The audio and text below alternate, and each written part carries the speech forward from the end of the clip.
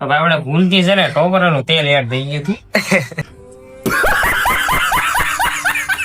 આપણે પાછો ફરીથી લોટ બાંધવાનો છે. તો વિડીયોમાં બન્યા રહેજો. આપણે પાછો લોટ બાંધી દેવી.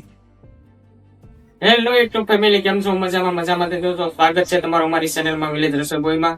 ને આજની આપણી રેસીપી છે સમોસાની. તો વિડીયોમાં બન્યા રહેજો. સારો આપણે શરૂઆત કરી રેસીપી બનાવવાની. આપણે બટેકા લીધા છે, એને આપણે પેલા બાફી નાખશું.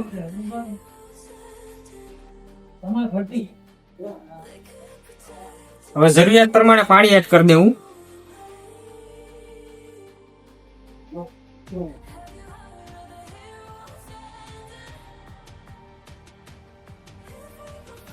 આપણે પેલા મરચા કટિંગ કરી નાખશું.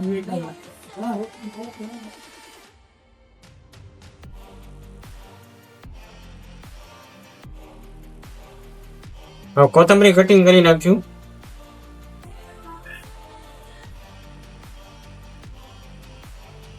આદુ,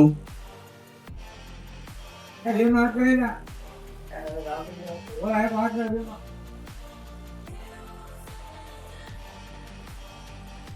આપણે લવણ ફોલી નાખશું.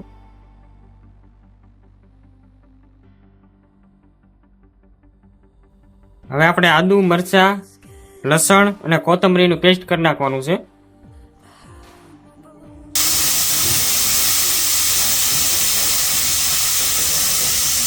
તો આપણા બટેટા બફાઈ ગયા છે. હવે આપણે લોટ બાંધી દેવી. તો આપણે લોટ હવે બાંધી દેવાનો છે. તો પેલા પાણી એડ કરી દેવું. હવે સ્વાદ પ્રમાણે મીઠું એડ કરી દેવું.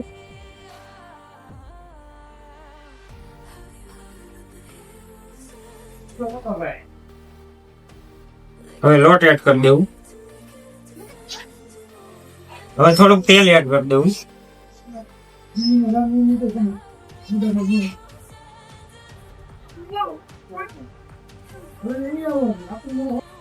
હવે આપણે ભૂલથી છે ને ટોપરાનું તેલ એડ થઈ ગયું હતું. તો હવે છે ને આપણે પાછો ફરીથી લોટ બાંધવાનો છે. તો વિડીયોમાં બન્યા રહેજો. આપણે પાછો લોટ બાંધી દેવી. પેલા તેલ એડ કરી દેવું.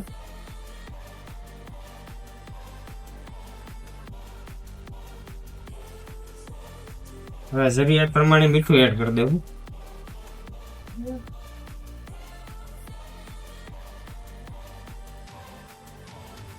હવે પાણી એડ કરી દેવું.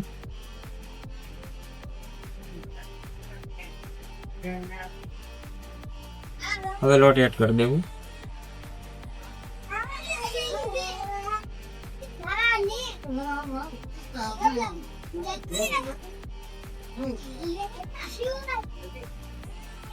હવે મિક્સ કરી નાખશું.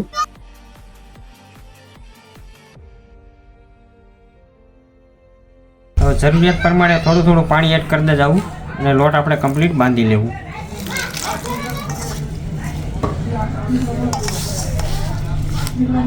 તો આપણો લોટ કમ્પ્લીટ બંધાઈ ગયો છે. ઢીલો પણ નથી, કઠણ પણ નથી, મીડિયમ રાખવાનો છે. હવે આપણે આની રોટલી બનાવી નાખવાની છે ને. હવે આ રીતનો શેપ આપી દેવાનો છે.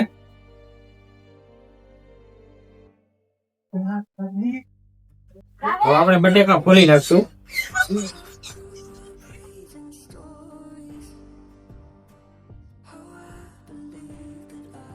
આપણે સમોસાનો મસાલો બનાવવા માટે તડકો મારી દેવું.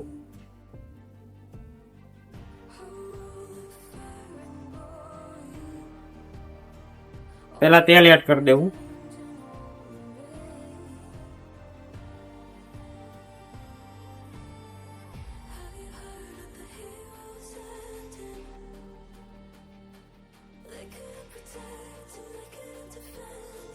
આપણું તેલ ગરમ થઈ ગયું છે.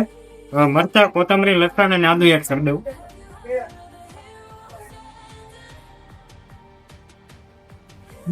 હળદર પાવડર,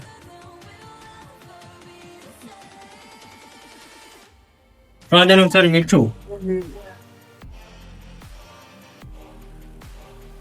હવે મિક્સ કરી નાખું. તો બટેટા એડ કરી દેવું આપણે મસાલામાં. બટેટાને પીસી નાખશું.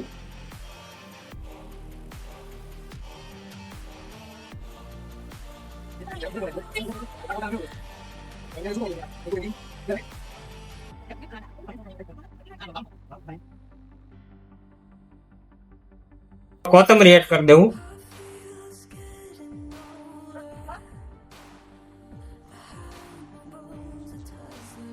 હવે મિક્સ કરી નાખશું. હવે સમોસાની આપણે રોટલી બનાવી નાખવી.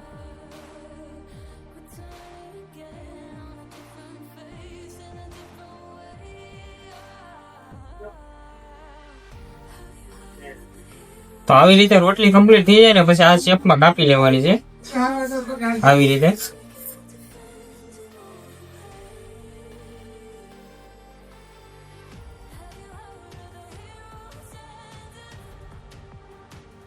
હવે આ રીતે સમોસાનો શેપ આપવાનો છે આપણે.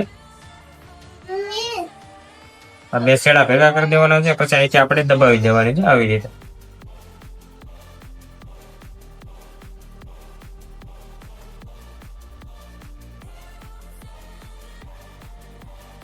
તો આવી રીતે મસાલો એડ કરી દેવાનો છે. પછી અહીંથી આવી રીતે આમ પેક કરી દેવાનું છે. ને આ ભાગ આન પર લઈ લેવાનો.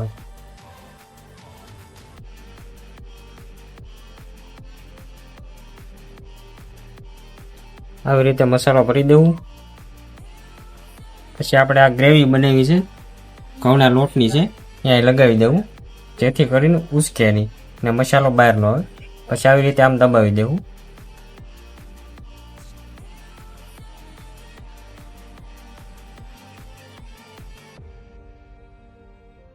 સમોસા તળવા માટે આપણે તેલ ગરમ થવા મૂકી દેવું.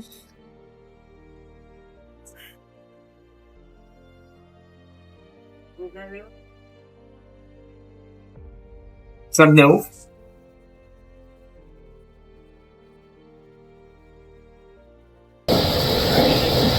થોડું તેલ ગરમ થઈ ગયું છે આપણે સમોસા તળવા એડ કરી દેવું.